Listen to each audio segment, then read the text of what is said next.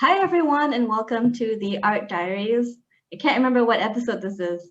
I should have checked that. I think it's episode 5 or 6. Anyway, I'm joined today by my dear beloved friend, Amina Wadud, who I call Auntie Amina. I hope that's okay for me to call you that here as well. I've invited them over so that we can talk a little bit about some of their processes. I have a few questions related to the overall theme of this series, which has a lot to do with creativity, spirituality, and the potential healing aspects of both. So I will let Auntie Ami do a quick intro of themselves. أعوذ بالله من الشيطان الرجيم.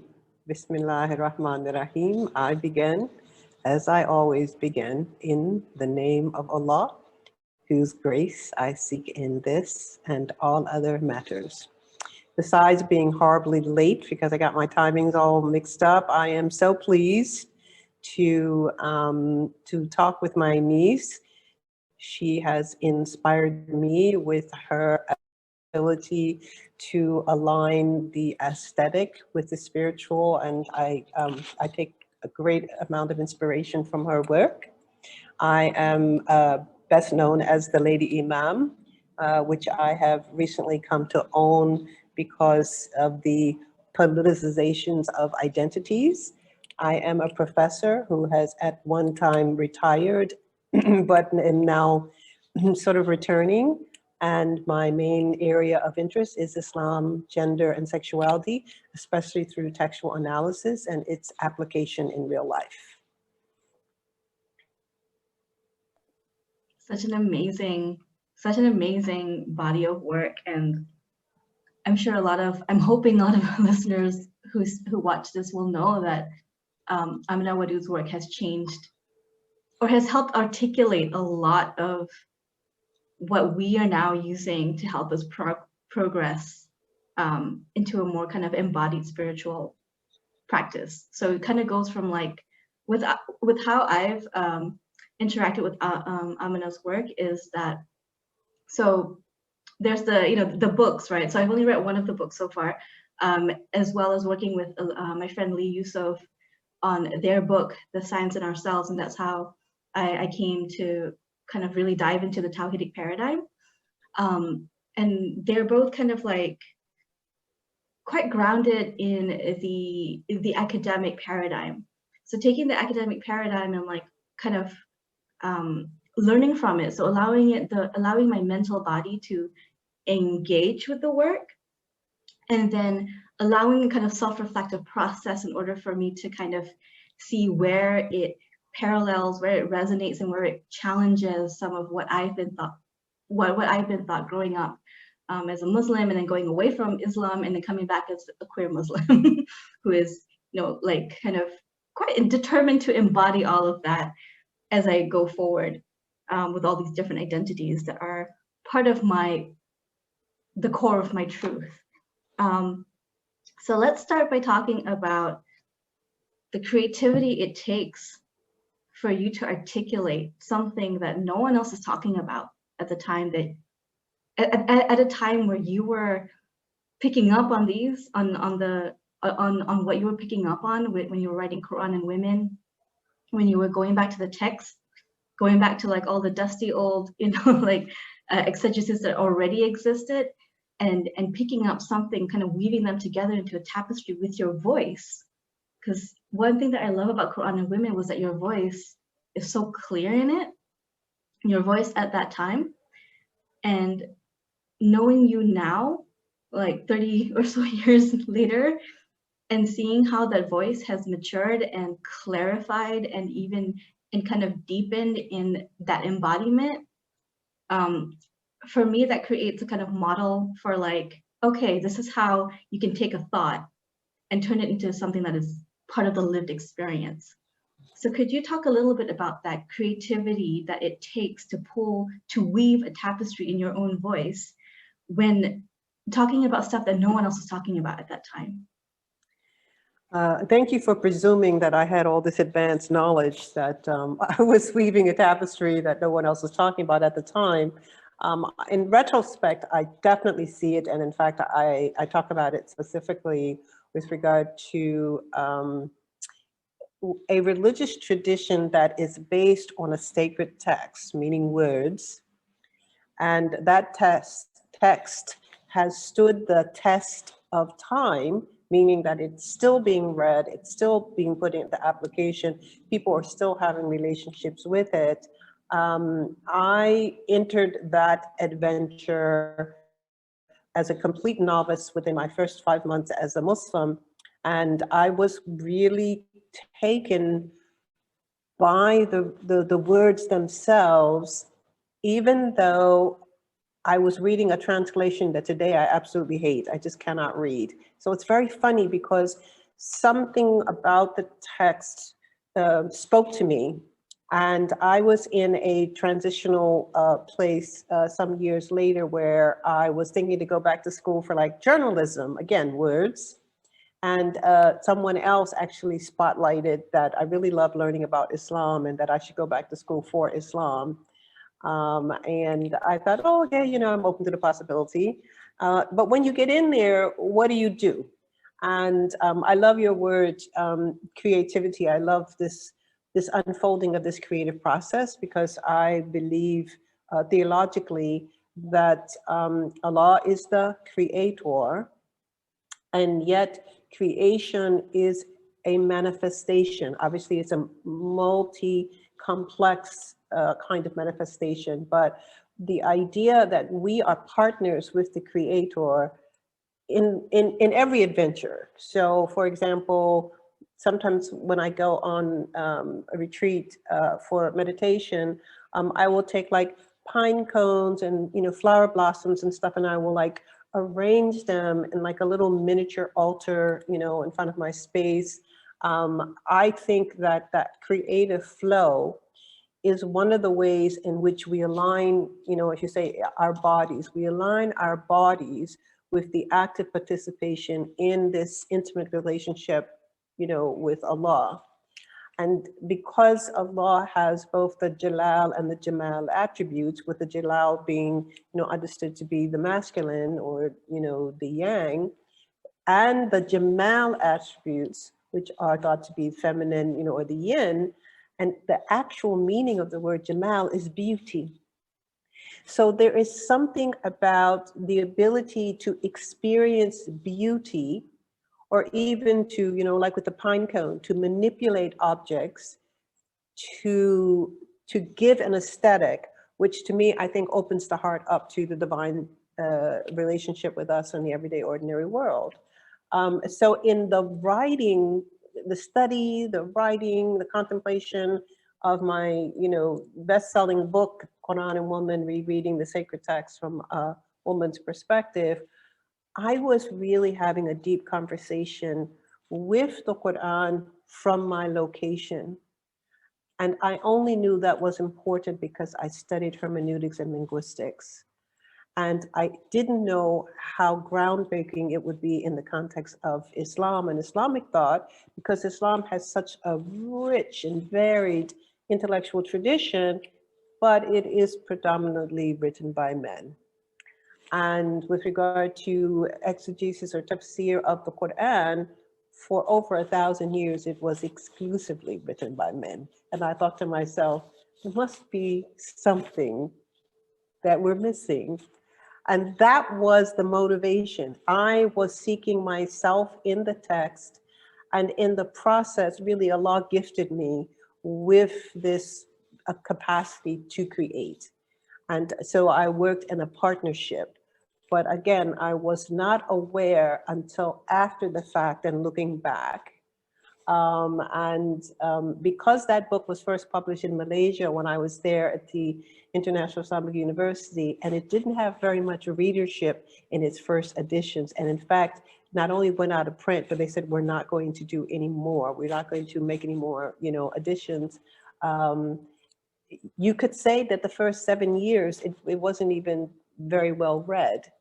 But when the time came to transition to a larger publication, and that promotion was better, then it began to have another life. And yet I never lost faith in the endeavor, the spiritual experience of struggling with meaning, knowing that meaning can only happen through yourself.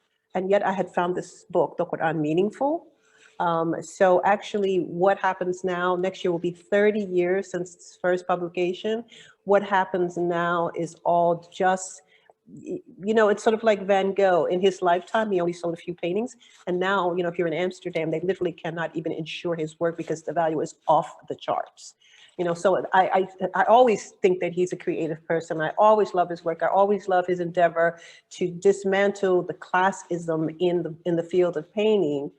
But then you think about his life, it was a struggle, It was a struggle for me, except that I did fall in love with the Quran. So it wasn't a bitter struggle. It was just, this little voice out there, and I didn't know what it means. And, Allah, I guess, was saying, okay, well, I'm going to create patience. I thought, oh no, I'm not good at that. So I love creativity as an indication that we are completely aligned with the divine and that the divine is beautiful. I love how you took us on that journey and allowed us kind of like a peek into the creative processes of younger Amina and how that has. So I want to ask now, how has that journey impacted, influenced, or opened you up to how you imbue creativity into your work now as a returning professor? Well, it's interesting because, I spent 16 years retired, and I tell people actually what that means is I was unemployed. But when you have a professional location and you leave that, you have that official title. So it sounds more prestigious when you say, I'm retired than it sounds when I'm unemployed. But in that time, once again, I didn't know exactly where I was going. I just know that I felt disenfranchised with US academia in the area of Islam, especially Islam, gender, and sexuality. And aligned myself with some successful partnerships with regard to women's agency in policy reform. So being a founding member of Sisters in Islam Malaysia, being one of the people who consults throughout the last 11 years with the Musawa movement, gave me an opportunity to apply the strengths that I feel that I have, which is really in terms of critical, sort of spiritual creativity and analysis, gave me an opportunity to challenge the ways in which in my head, everything works out really fine. But what happens when that encounters realities, in fact, some very ugly realities? And so I took that challenge to heart, and it was easy because I had friends and colleagues and associates who were all trying to make life more beautiful for themselves based on the laws and policies and cultures that they were encountering. I took that challenge as a way to step out of the comfort zone of the conferred degrees. I have a master's, I have a PhD.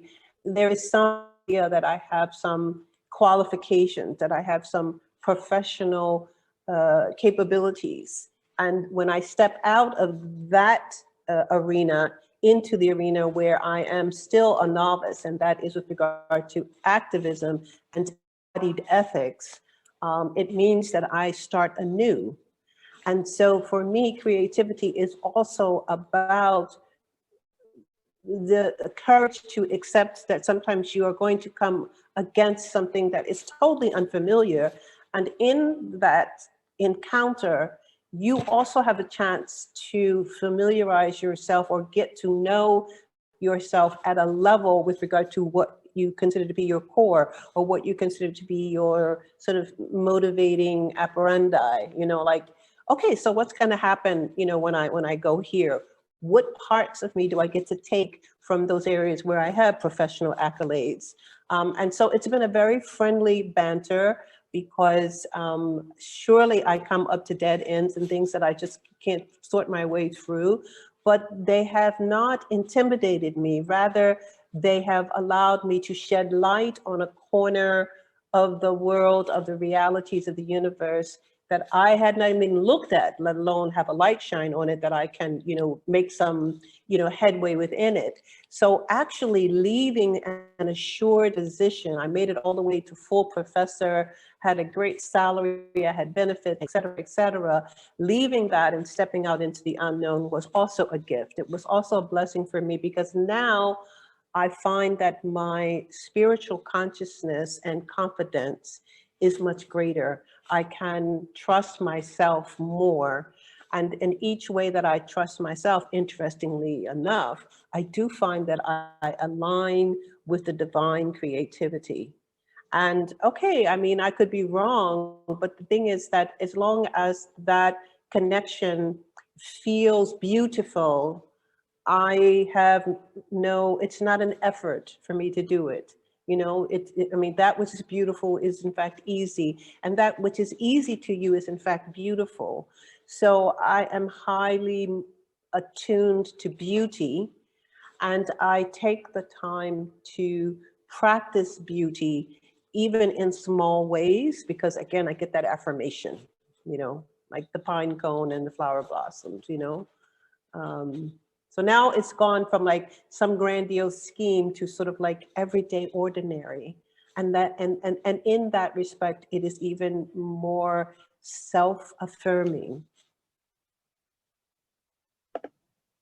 I love how you said that you're practicing beauty, and that is, for me, that sounds like that is how your creative energy is being expressed, and that it has so much. There's so much in it that honors where you've been, and there's so much in it that also pays respect to where you're going, the visions that you have, and the like you said, like you're a beginner at certain things, and so there's a place that you want to go. There's an identity, there's parts of your identity that you want to explore, or that you want to like invite into your presence as you journey forward.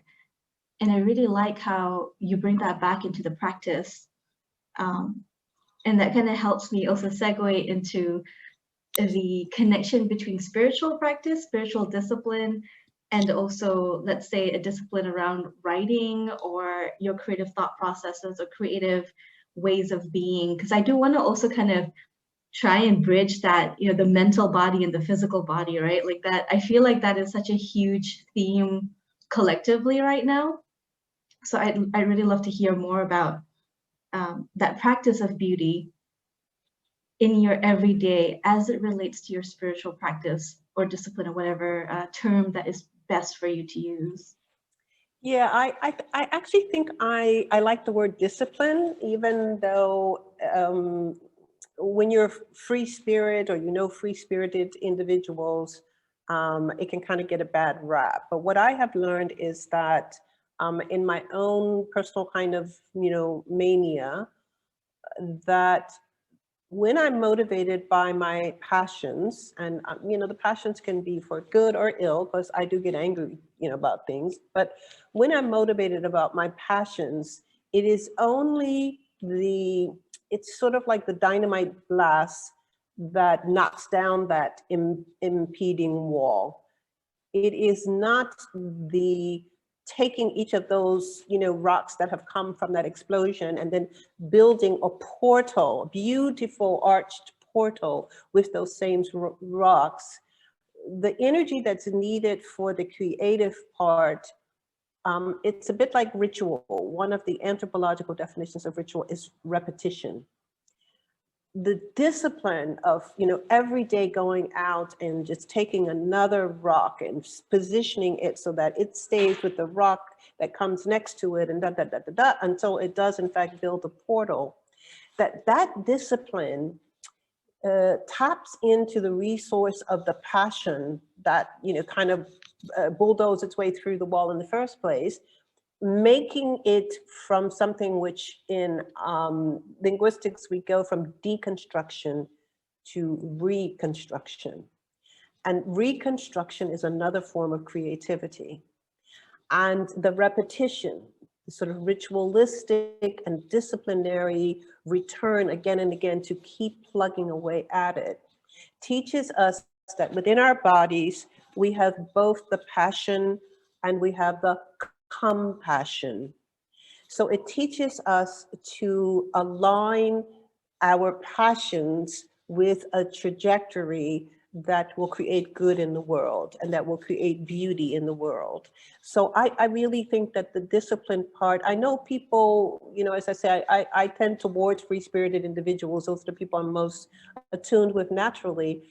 I know people sometimes balk at it, especially because obviously people can experience ritual in a very punitive way based on, you know, family and culture circumstances. But I think that when you learn that your body also needs a rhythm, that you began to subtly create and conform to a rhythm as a way to, you know, for me, at the end of the day, I want to feel like I have used this life, that I have been thankful, show gratitude because I have continued to use whatever I have. And so sometimes it's only the little, it may be a day when you don't have the energy to move the big rocks. You can only just sort of do the wedging of the little rocks, but still just keep at it. Because when you look at that wall, when that portal is there, that, you know, that entryway is made and anybody can pass through, you do feel a sense of alignment with the creator. You do feel like I'm a part of the creative process. And that to me is a really important affirmation of life. So I do tend towards, you know, a little bit of a favor for that word discipline. Yeah, I swing between like play, the word play, practice. Okay, no, the word practice kind of stays in my vocabulary every day. So I'm like quite good with that. But when it comes to discipline, I swing between discipline and play. And I realize that I actually have to, because I have a lot of Capricorn, so I can get rigid with either one. I'll be like, it has to be play, it has to feel like play, otherwise it cannot stay. Or it has to be like, you know, a daily discipline, or it cannot stay. So then it's like, I need flexibility. So then the swinging between discipline and play keeps me flexible in my Yes, practice. welcome Libra. The thing about Libra being the scales, those scales, because you're always a little bit here, a little bit there, a little bit here, a little bit there. So I love it. I love that you have a very clear sense of, you know, sort of play and practice. That's a good metaphor to work with. Yeah, I'll get into like my gung ho discipline, like warrior mode, and then I will like let go and be like this fairy child. But then I have a question to ask you. Do Yeah. you find that, okay, so I believe that, you know, we have the masculine and feminine in our own bodies. We have the yin and the yang, and that those are in conversation trying to reach Tawheed. But, you know, with all this Libra that we share, which I'm always talking about, I do find that I'm like, the scales are like always in motion. Do you find sometimes that must be, you know, practice, must be discipline part, like not being a good companion to the play part, and that the play part is sometimes like saying, I don't care, you know, like, do you find that, you know, and you're aware of both of these, and sometimes they're not really being good friends to each other? I'm just curious because I love the words play and practice that you use. Yes, so definitely they don't play fair sometimes, and for that, when it's really heavy, when that energy is really heavy, I go into shadow work mode. Because for me that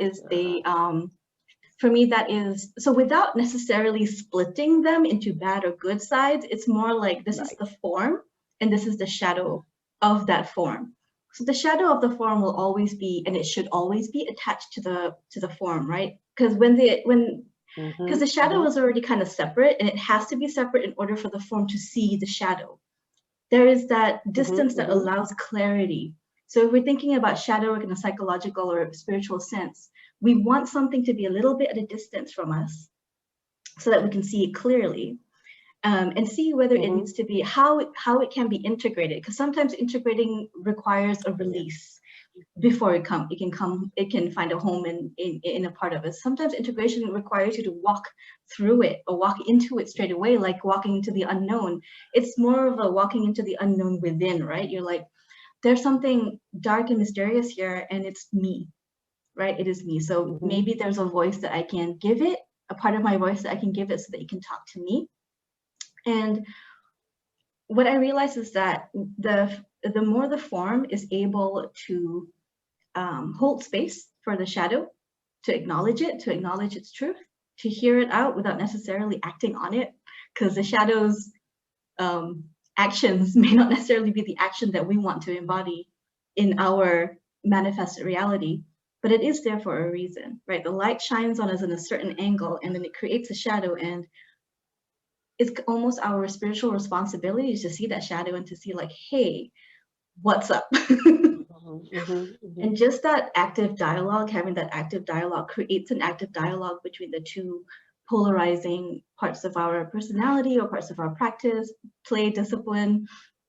And what I've come to realize is that the more you're able to talk to these parts of yourself, the easier it is to find equilibrium, balance, movement, and even stillness between them.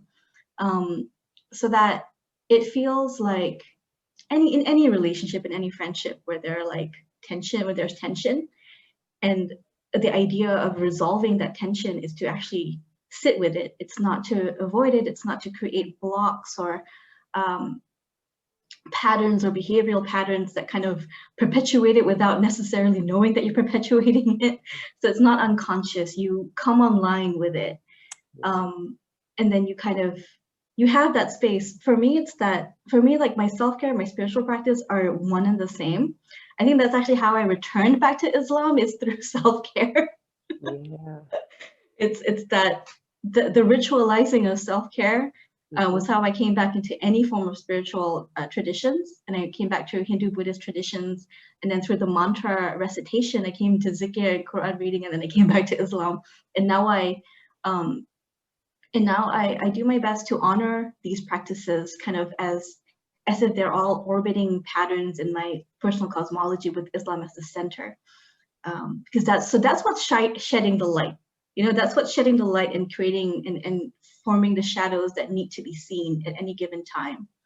And then seeing how sometimes it really just takes me listening, just taking the time to listen to what it has to say.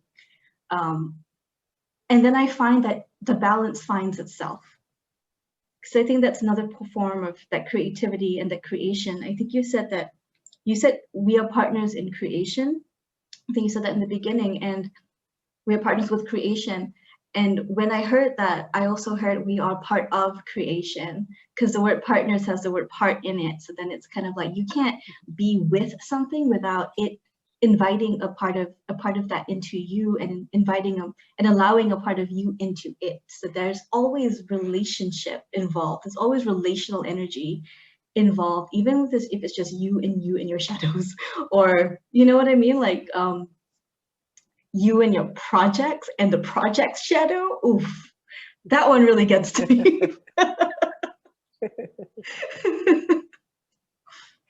I especially like that you called out the tendency to say, the good and bad, rather than to accept that these are just two aspects of a, sort of manifold reality that is ourselves in this creative process, part of life. Because I think, maybe sometimes when we grow up, we're given messages that something clearly bad is a bad, and everything that we know about it should confirm that it's a bad, as opposed to something really good. And instead, what happens is that they are in a dynamic relationship. The yin and the yang, the jamal, the jalal, the masculine, the feminine, they are all intertwined with each other, which for me brings me around to how I conceive of Tawheed, which also has transformed in many ways since I first started using it, because now I'm talking about the Tawheed within the person and your capacity to embrace your own shadow, your willingness to accept that, these forces, the yin and the yang, you know, the active and the receptive, these forces serve a purpose. And when they service each other and they serve together, you actually achieve. And, you know, it's not just the project, but it's also, for me, the product. What comes out at the end of it? And I used to say, you know, teaching non-Muslims Islam and trying to get them to have an appreciation for the Qur'an, it's like, it doesn't matter if you understand the notion of revelation or prophecy or anything like that. Let's just look at the text, and let's just look at what the text is espousing. And if the text is espousing that you cut your right arm off at the elbow and attach it to your forehead, I don't care what the what the source is. So if it comes instead, you know, like with the notions of you know, being helpful on the earth, having compassion, extending mercy, doing justice, observing dignity about self and other, then I think, okay, well, let's just deal with that part, right? So some of the, you know, so the eschatology, some of the background metaphysics may not appeal to everybody. However, let's just look at some things with regard to the text. And of course, you know, that's my lifetime. I've been grappling with that text. So it's easy to understand multiplicity without the words good and bad, I think is probably what you say it.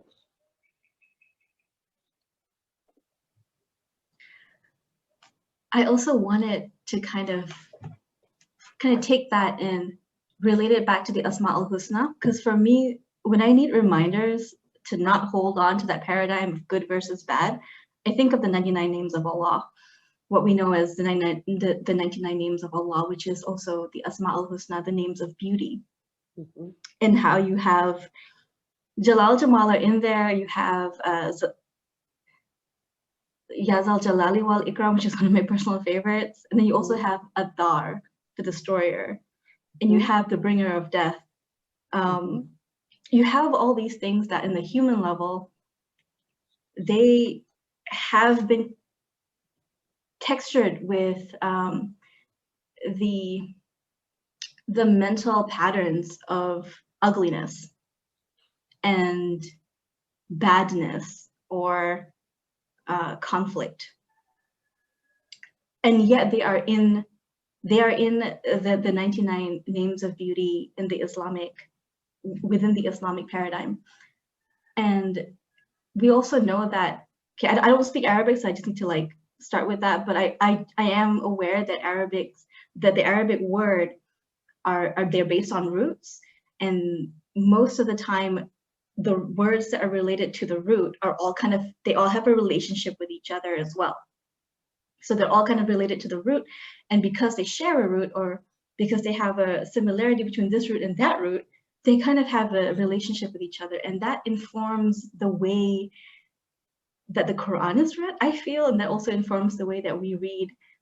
Because of the 99 names, that also potentially informs the way we read beauty in the world, where it's like something that can be causing a destruction or decay, like in nature, how decay is the landscape for a lot of different types of growth to thrive in. Like mushrooms don't grow without some things dying. And there's a lot of medicine in mushroom. You know, there's a lot of medicine in the things that come from the things that we've been thought of as ugly.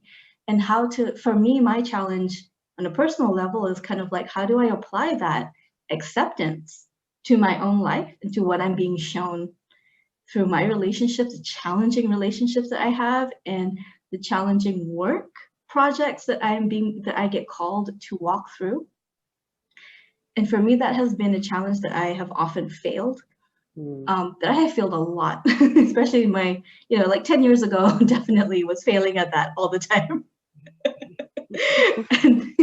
and it took me a while to also realize that failure was the decay that I needed to go through in order for whatever new that wanted to grow from that decaying to grow.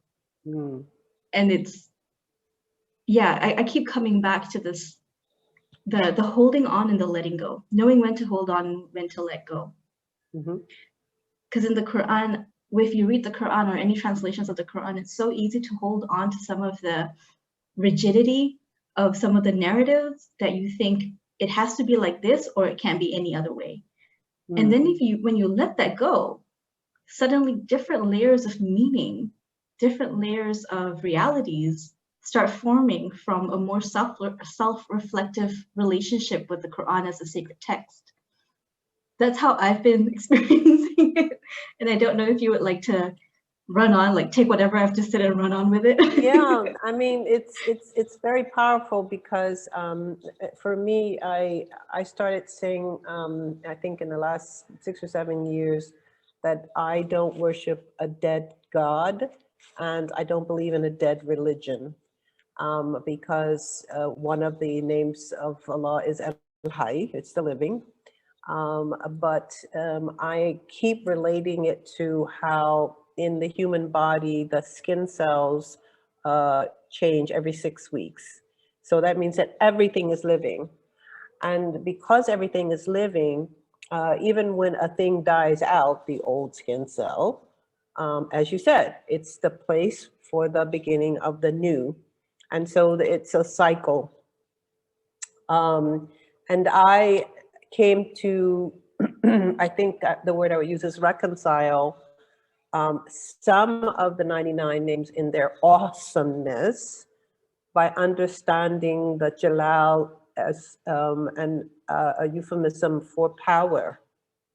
And so the power to destroy is also a power.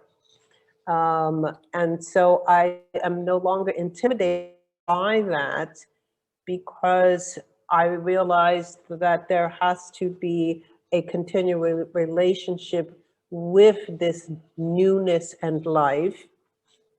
And because of the number of words that relate to Allah's mercy, which are definitely, feminine, attributes from a single root that actually means womb, So I think what I had to do was first of all, I had to disconnect my understanding of the names from just history and discourse and community, because overwhelmingly that thrust was patriarchal and hegemonic. And then I had to re-enter into the same arena, knowing that I was still carrying my bag, knowing that, I had the chance for newness, and then open up to other possibilities. But again, not good and bad, rather, a complexity of sort of interrelations. And so I think just, I guess it's to my advantage as a Libra, this constantly playing back and forth that I can, whatever tendencies I may have, Scorpio rising, to get fixated because I have to let go and let God. Yeah, I see life as a process, and what that process is our opportunity to participate in the creativity that is life as partners with the Creator who gave us our life in the first place and to whom we return. So yeah, that's kind of where I'm going with that. I love that. Thank you. As you were speaking, something kind of came up, and I would like to, let's see if I can frame this into a question. If not, I'll just say it and then you can. I was thinking about one thing that struck me as quite significant as I was like walking myself back to Islam, through different traditions, and and also continuing to respect and practice some of those traditions as I am making a home in myself as a Sufi Muslim. One thing that kind of keeps coming back up is how Islam emphasizes the medicine of community, of healing within community, and of being in relationship with each other. And for me, this doesn't necessarily have to mean in relationship with other Muslims, but I do think that there is a quality to being in relationship with other people who are on the spiritual or mystical pathway, who are also walking these pathways in their own truth and in their own language, in their own ways, but to be able to walk together.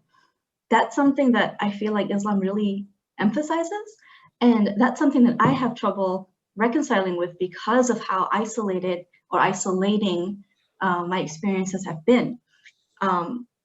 And as you were, as we were discussing this all, it's kind of like it's coming up as like a little bubble of question, because we're talking about relational energies, we're talking about the relational energies within creativity, and how, like there's a relationship between creativity and destruction.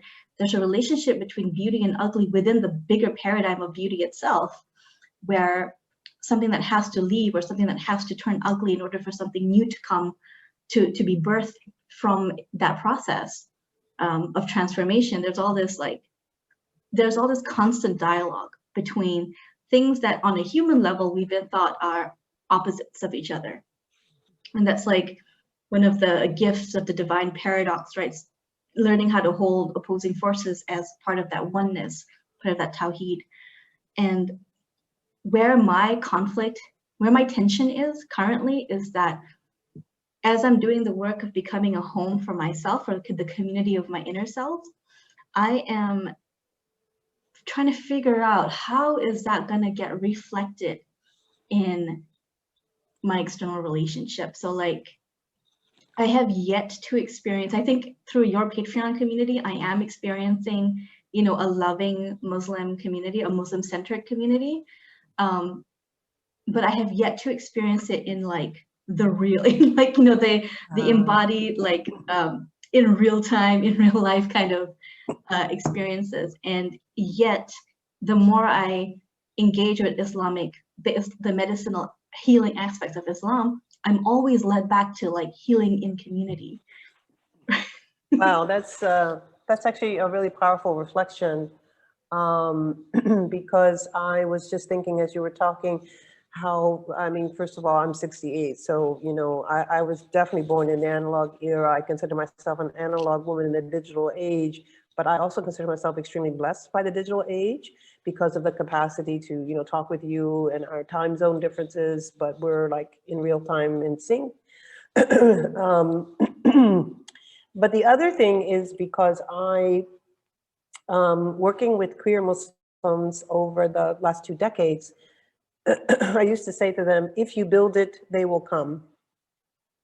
The idea that we need to form physical communities based on making a home space for the nurturing of the, creative spirituality.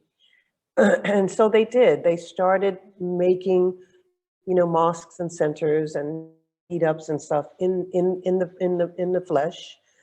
And now those spaces are, growing, but they're also open because they're not, it's not, just queer identified folks.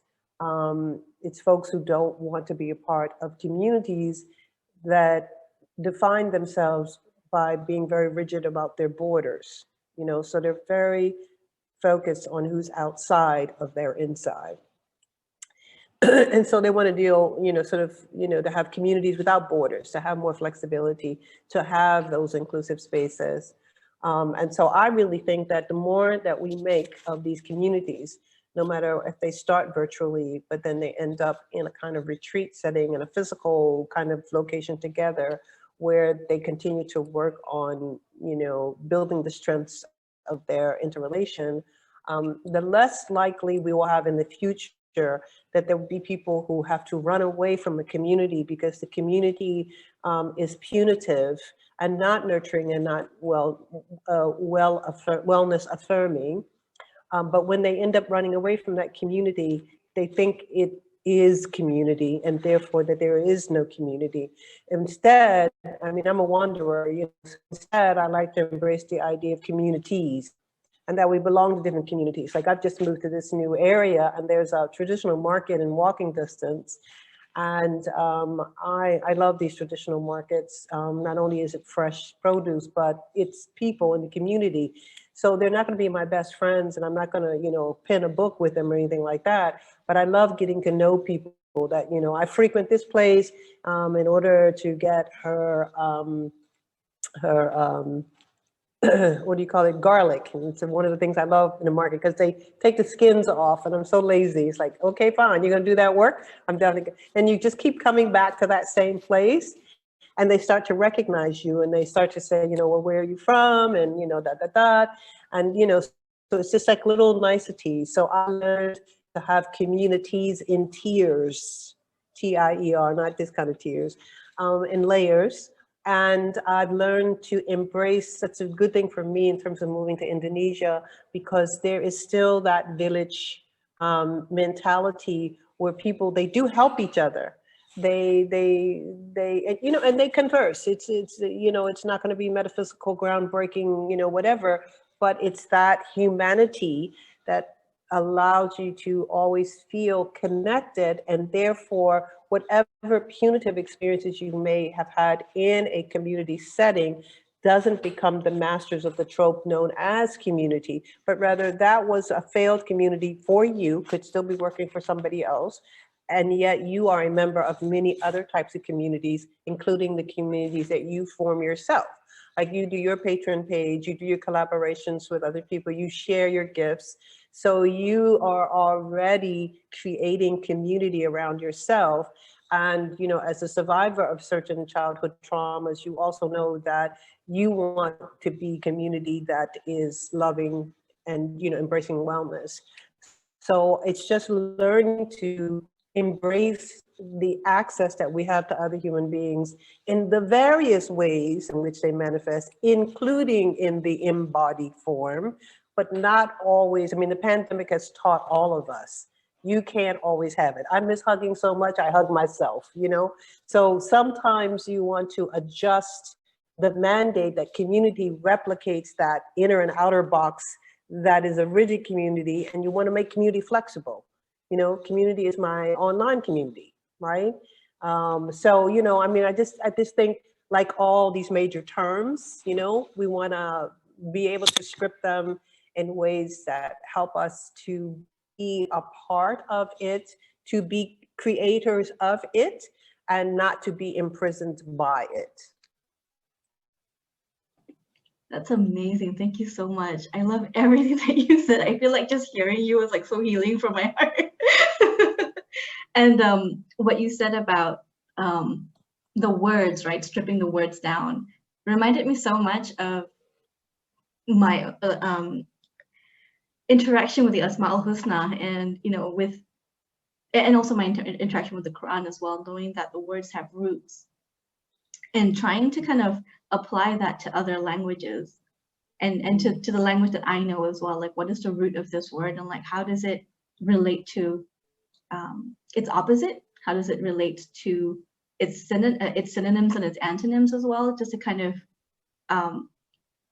as a way to kind of, like you said, strip down some of the rigidity of the meaning and bring in more play, bring in more spacious play into how I relate to those words and how I can relate to those concepts, and just kind of like almost untangling myself from what I know, in order for what I don't know to make itself known to me in a new way. If that makes sense. I love the line from Cher. I'm always saying it to myself. Words are like weapons. They wound you sometimes. And learning to reclaim the playfulness in words that had been used. You know, I mean, as a Black American, I also lived at the time when we reclaimed the word Black as beautiful. Now it's a done deal, you know, but I remember the transformative nature of it. And I remember even amongst family, friends, and community, those people who said, no, I'm not Black, you know, but we reclaimed it as an identity marker, and we reclaimed it by marking it as beauty. You know, Black is beautiful. And that change things, you know, it empowered us beyond the anger and frustration, which is not only very real, but very necessary given the, you know, the systemic white racism, and the need to still say that Black Lives Matter. But I think that to me, words are a creative force. And unlike you, I don't have any visual skills. I have an appreciation, you know, when I see things, but you know, I don't have the ability to make those things. So what I try to do is I try to string together words through the river of meaning so that they come out on the other side in such a way that they can also be gifts to others, that others can receive, in a way that's unlike that quotation from Cher. You know, words are like weapons. They wound you sometimes, because I know that happens. And I also know that I can do that. I've been, you know, accused of that because, you know, I have a very sharp tongue, because those words are really powerful. But to me, what I have enjoyed most is that as I get older and I walk away from the script, you know, I used to never do a presentation unless I wrote out every single word and practice it, even spacing the jokes and the breaths and everything, because, you know, I had a different level of confidence. Now what I do is I just realize that it's a repertoire based on all the years of study, experience, community, global context, universal connection, you know, with the divine source, etc. And I just try to tap into them, you know, as they come, and trust them. You know, that's been an experience unfolding. But, you know, so far I have done a lot of presentations just this last Women's History Month alone, where I didn't do any prep. I just thought about certain, you know, like, you know, 4 major corners, and I just sort of traveled those corners and just let it go. And then I look and I listened back later, you know, before I posted, and I said, yeah, that makes sense. So I trust my ability to create with words. I love that. I love that. I love that you brought trust into here, into the space that we're exchanging in, because we talked about creativity, we talked about discipline and play, we talked about the relationship between so many, like all these words, and we talked about the relational energy itself. And I love that you brought trust in, because that's what I keep finding out as well in my own practices, where it's like, if you're not grounded in trust, all that relational energy, all that creating, all that destroying, it doesn't know where its roots are going to go. It doesn't know what's feeding it. You need to let it know what you're feeding it with, right? What's the water here? What's the water that's nourishing the soil of the garden? And the word that keeps coming back up for me is trust. Like, patience is more of the, like, part of the practice part, where it's like the practice is in the patience, or the patience is in the practice. But trust is the food of the things that we're growing or releasing. That's so powerful, man, because, you know, I have, like anybody, I think, you know, is mature, I have experienced violations of trust. And when that reflects back and I don't trust myself, it means that the offense has been of a stronger impact. So, you know, how do we teach trust? You know, how do we nurture it in another person? How do we practice it? How do we play with it? You know, I don't think that I know. I think that I yearned for greater knowing, for letting go of the needs to have so many sort of protective boundaries. I mean, I wear protective symbols whenever I go online and stuff like that, you know, because I don't trust everybody, because I have literally experienced violations of my trust, some intentionally, some unintentionally, but the impact is still the same. Your trust becomes very fragile. And yet, the moment that you do let it go and let it God is the moment where that divine creative energy can flow the strongest, because your reluctance has made that portal, you know, just impenetrable. And the moment you can make an opening in that space, the light that floods in is just awesome, you know? But yeah, I mean, I can say the words, but I know that I still struggle with, you know, sometimes just not feeling trustful.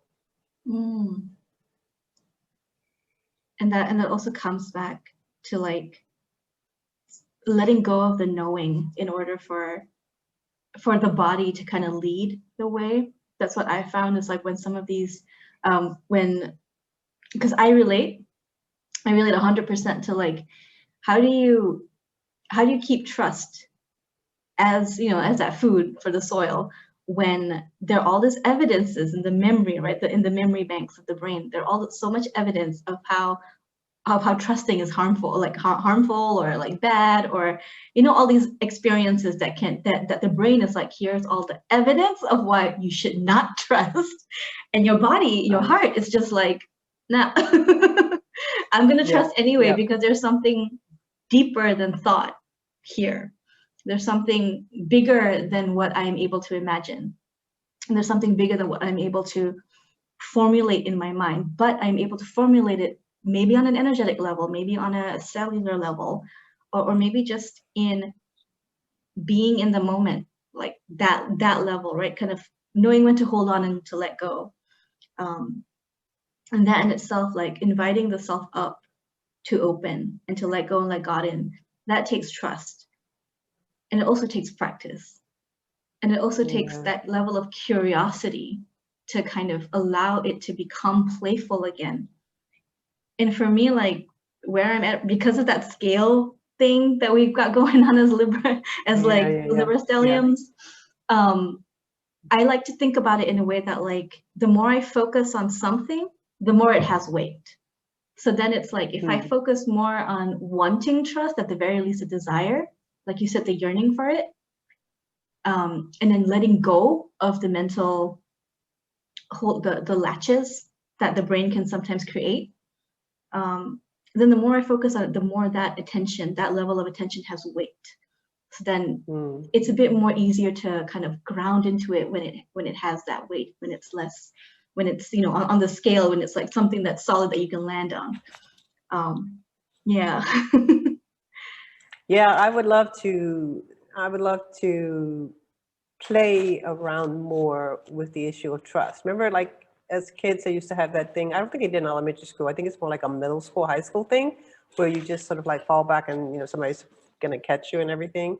I would love to have that kind of abandon in practice. In other words, you know, creating communal spaces for the sharing of experiences where providing a trusting cushion for someone to fall on is in fact your intentional construct, you know.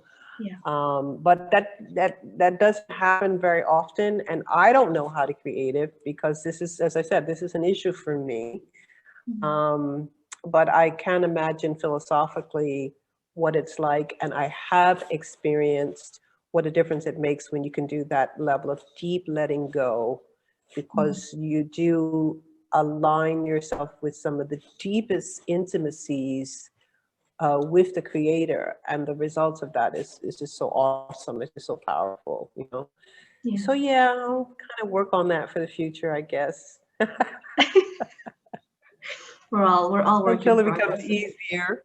Yes, right. I think it's really amazing that there's still so much newness that you're able to hold in your life, that there's so much willingness and courage to walk into the unknown. And I think that's why like there's a part of me that just feels safe with your work and with you, and that's not something that I can say lightly to that's not something that I say lightly. Thank you. And I think it's, and for me, for sure, like, it's meeting my new. I'm sorry. It's meeting my newer nieces and nephews, a continued extension of my family in this way that really, I feel in some ways I'm sort of like at the best time in my life, but I do have a sense of a community without necessarily being a majority or the most popular out there, whatever, social media type of thing. It is really forming relationships with people who are struggling, as we say, struggling with your own nafs, struggling in this relationship with your own soul, to reclaim a perspective on Islam that is nurturing towards that soul, and therefore that also extends that nurturing to others. I am revitalized by these kinds of relationships. I am, I do feel the good, whereas before I think I was pushed back so much by the dominant patriarchal hegemonic articulation of Islam because that was my chosen intellectual area, and I still love that. But I was pushed back so much by that sort of conservative framework that I kind of felt displaced. And I think, people say, well, what's the message you give to your younger self, other than that this too will pass, which is, of course, I have to repeat almost every day like a mantra. But I think just saying, hang in there, hold on, your community awaits you. You are a part of making that community, and you are also a beneficiary of those, like yourself, who continue to make community. And then that just rejuvenates my life on a regular basis. I am 68, but I feel the newness, and that's such a gift. Because so many people at my age, they're just like, okay, I'm with the done part of life. I had a great life, so I don't feel like I wasted anything to get here, but I also feel like I'm not done. For whatever number of minutes that I still have breath in my body, I can still try to experience the beauty of creativity unfolding everywhere. All I have to do is open up to it, and that's really a grace. And for me, that sounds like trust as well. So I don't know, maybe that's like your flavor of trust. I have that. I do admit to that, I guess. I love so much what you said. Your community is waiting for you. Like that. I feel like I just wanted to repeat that. Your community is waiting for you. To whoever needs to hear that today, your community is waiting for you. That's right. I need to hear that. So thank you. That's right. That's right. That's right. I do believe that. Yeah, I do believe that, Yeah.